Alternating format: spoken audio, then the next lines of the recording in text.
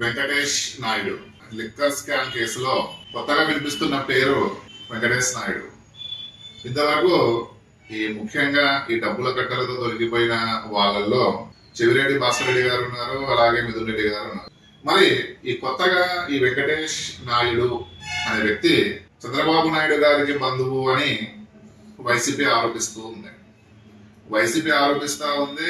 YCP media, ఆ పచ్చ media కూడా వెంకటేష్ నాయుడు చంద్రబాబు నాయుడు బంధువు అని చెప్పి ఆరోపిస్తాం. అయితే ఇక్కడ మనం తెలుసుకోవాల్సిన విషయం ముఖ్యంగా ఏంటి అంటే, వెంకటేష్ నాయుడు అనే వ్యక్తి లిక్కర్ స్కామ్ కేసులో నిందితుడిగా ఉన్నాడు. లిక్కర్ స్కామ్ కేసులో నిందితుడిగా ఉన్న వ్యక్తి చంద్రబాబు నాయుడు గారికి ఎలా బంధువు అవుతాడు? రాష్ట్ర ప్రజలు, ఈ వైసీపీ సోషల్ మీడియా, వైసీపీ పచ్చ మీడియా ఎలాంటి ఆరోపణలు చేస్తుంది కూటమి ప్రభుత్వం పైన అని ఆంధ్ర రాష్ట్ర ప్రజలు ఒకసారి గమనించవలసిన విషయం ఉంది. లిక్కర్ స్కామ్ అనేది ఎప్పుడు జరిగింది? 2019లో వైసీపీ గవర్నమెంట్ అధికారంలోకి వచ్చిన తర్వాత లిక్కర్ స్కామ్ అనేది జరిగింది. లిక్కర్ స్కామ్ కేసులో 60 మంది పేర్లు సిట్ అధికారులు ఎఫ్ఐఆర్ నమోదు చేస్తే అందులో ఒక వ్యక్తి వెంకటేష్ నాయుడు. వెంకటేష్ నాయుడు చంద్రబాబు నాయుడు గారికి బంధువు ఎలా అవుతాడు అంటే, వైసీపీ ఏం చేస్తుందంటే, నాయుడు అనే పదం చివరలో ఉంది కాబట్టి ఈయన చంద్రబాబు నాయుడు గారికి బంధువు. అంటే వైసీపీ నాయకులు గాని, వైసీపీ మాజీ మంత్రులు గాని, వైసీపీ మాజీ ఎమ్మెల్యేలు గాని ఎంతకు దిగజారి మాట్లాడుతున్నారు అంటే, ఏదో ఒక కారణంతో కూటమి ప్రభుత్వం పైన బురద చల్లాలి.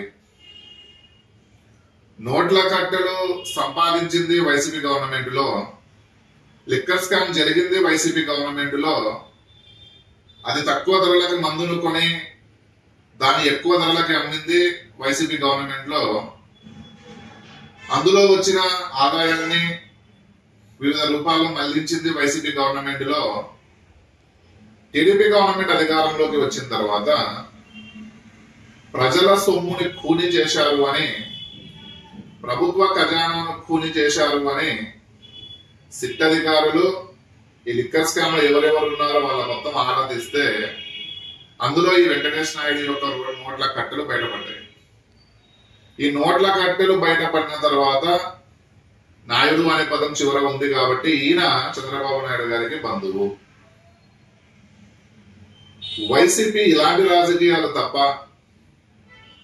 ప్రజల్లోకి వచ్చి ప్రజలకు ఏమవసరమో, లేదంటే ప్రజలు ఏమైనా ఇబ్బందులు పడుతున్నారా, లేదంటే కూటమి ప్రభుత్వం పరిపాలన ఎలా ఉంది అని ఆరా తీయకుండా ఈ లేనిపోని నిందలు వేసుకుంటా వెళ్తున్నారు. ఎందుకంటే కూటమి ప్రభుత్వం యొక్క పరిపాలన చాలా చాలా చాలా అద్భుతంగా ఉంది.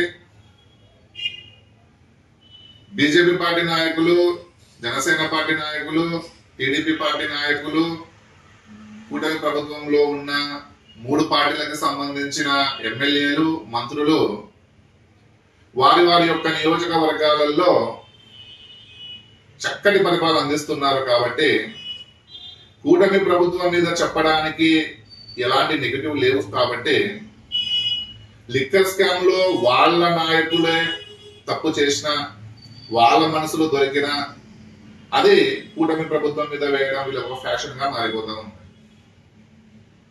ఆంధ్ర రాష్ట్ర ప్రజలు ప్రతిదీ గమనిస్తా ఉన్నారు. మీరు ఇలాగే కూటమి ప్రభుత్వం పైన లేనిపోని నిందలు వేస్తా వెళ్తే మీకున్న ఈ డబుల్ డిజిట్ ని సింగిల్ డిజిట్ లోనికి పంపిస్తారని, నెక్స్ట్ మీరు 4 లేదా 5 సీట్లకు పరిమితం అవుతారని చెప్పి నేను జగన్మోహన్ రెడ్డి గారికి తెలియపరచు.